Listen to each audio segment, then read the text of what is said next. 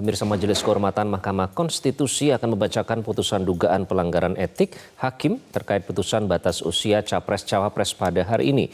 MK akan membacakan hasil putusan atas adanya laporan dugaan pelanggaran kode etik yang dilakukan oleh 9 hakim MK pasca putusan nomor 90 terkait syarat usia Capres dan Cawapres 2024. Sidang putusan akan digelar secara terbuka.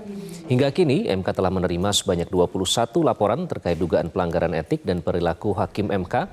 Majelis Kehormatan MK juga telah menyelesaikan pemeriksaan pelapor dan para hakim terlapor. Dan untuk informasi selengkapnya kita langsung bergabung bersama Ruth Dio melaporkan dari Gedung Mahkamah Konstitusi. Ruth, bagaimana situasi terkini dari Gedung MK jelang pembacaan putusan oleh MK dari pantauan Anda di sana?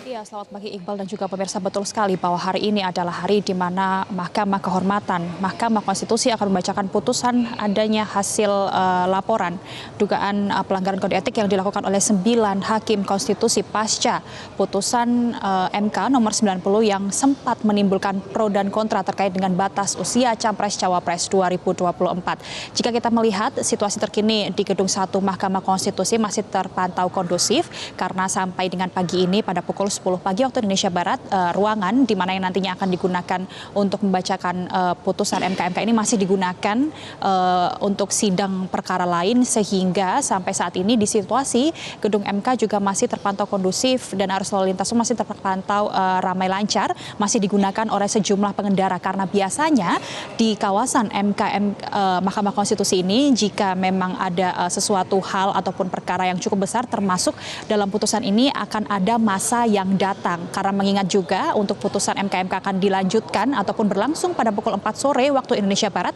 Sampai dengan pagi ini kondisi arus lalu lintasnya masih terpantau lancar begitu.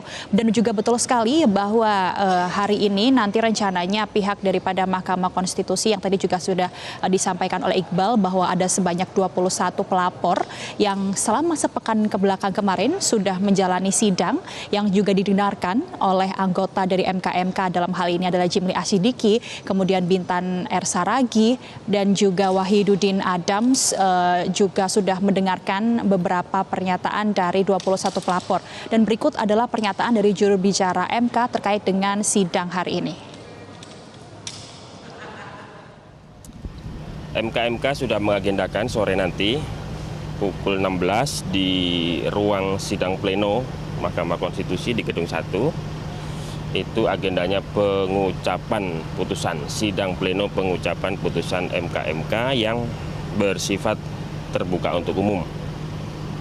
Dari kemarin MK sudah mengirimkan surat panggilan kepada 21 pelapor, juga pemberitahuan kepada hakim terlapor, boleh daring, boleh luring, nanti pukul 16.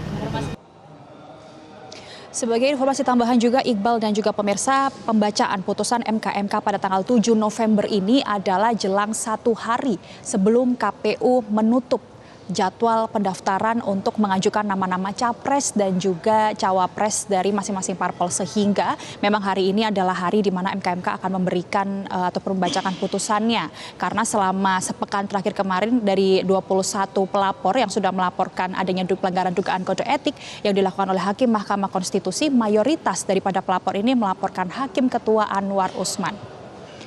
Demikian laporan yang bisa kami laporkan dari Mahkamah Konstitusi. Iqbal, kembali ke Anda di studio.